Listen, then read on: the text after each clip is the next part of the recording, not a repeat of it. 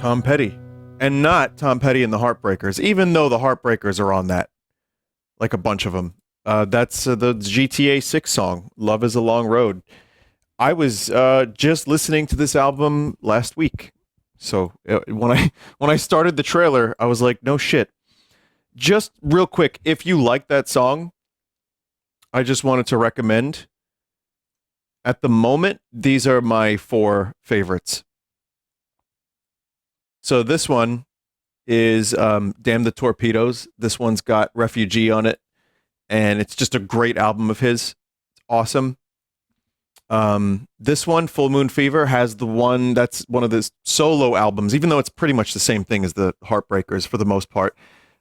This is his first solo album, and it's got Free Fallin' on it. I mean, arguably his biggest songs, arguably maybe his best album in some ways. My favorite is Wildflowers. It's a little bit more acoustic, and it's a little more heartbreaking in a lot of ways, but I really like it.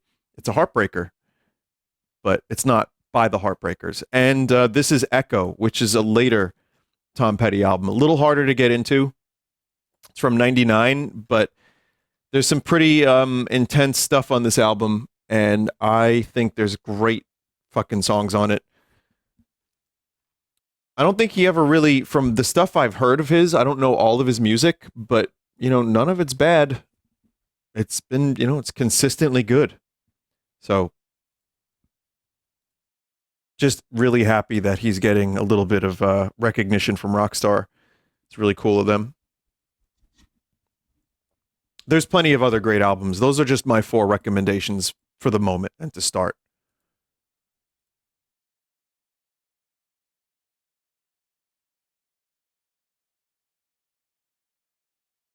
All right. A little obscure artist getting attention. I feel like he doesn't get, it's weird because there is like an underrated thing going on with him for me. Like at this point, yeah, he's classic rock, but I don't know, I don't think he gets as much attention as a lot of the other classic rock guys, and him passing like 6 years ago for me also led to this like I just get happy when people recognize his great songs. That's all. Also, the Traveling Wilburys. That's a great album. George Harrison is on there. George Harrison, Bob Dylan, Jeff Lynne, Tom Petty, and Roy Orbison. Their first album is incredible. So I would check that out. Traveling Wilburys, it's called. Okay, I guess we're updating.